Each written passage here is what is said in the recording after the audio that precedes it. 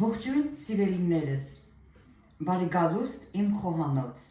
շնորհակալություն ակտիվության ջերմ խոսքերի համար։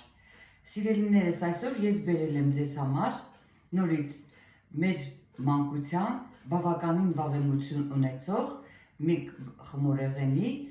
կարակում խմորեղենի բաղադրատոմսը։ Այն շատ հեշտ է պատրաստվում և անչափ համեղ է։ Նայեք, բեզեն ընկույզով, ծիրանի ջեմով կամ ցանկացած ով ինչ նախասիրություն ունի ջեմով պատրաստած այս անչափ խրթխրթան միևնույն ժամանակ բերանում հալվող խմորեղենի բաղադրատոմսը։ Անպայման փորձեք, պատրաստեք, այն շատ համեղ է։ Խմորի համար դեղնուցը և շաքարավազը խառնում եմ մի լավ գդալով,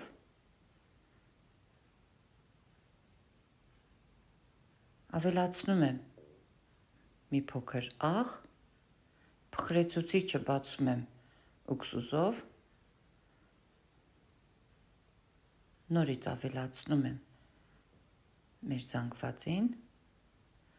խառնելուց հետո ավելացնում եմ սենյակային ջերմաստիճանի փափուկ կարագ։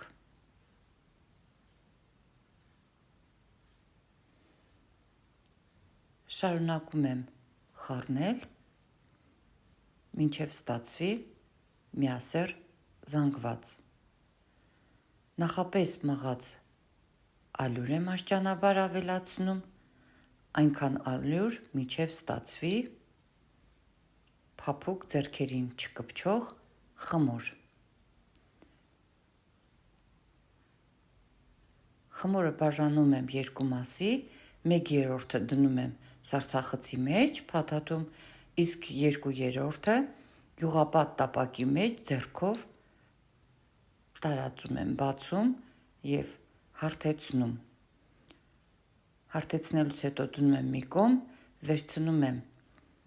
սպիտակուցը, պատրաստում եմ բեզեի շերտը։ Սպիտակուցը աղով մի փոքր հարում ենք, աստիճանաբար ավելացնում ենք շաքարավազը վանիլի հետ,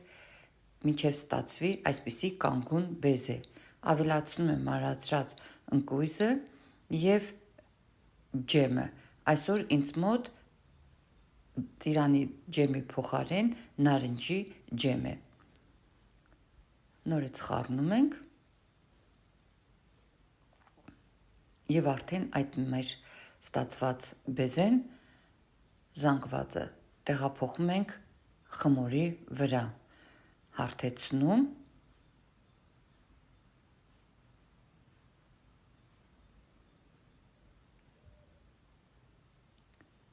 և մեր սարսախցից հանած խմորը քերիչի օգնությամբ քերում ենք և թխում 165 աստիճան 30-ից 35 րոպե, մինչև նման վարդագույն տեսք ստանալը։ Անմիջապես հանելուց հետո տաք-տաք ավելացնում ենք շաքարի փոշի ու թողնում ենք հովանա։ Հովանալուց հետո նոր կտրատում ենք ու համտեսում։ Նայեք ինչպիսի գեղեցիկ տեսք ունի մեր կարակումի խմորեղենը։ Բարի ախորժակ։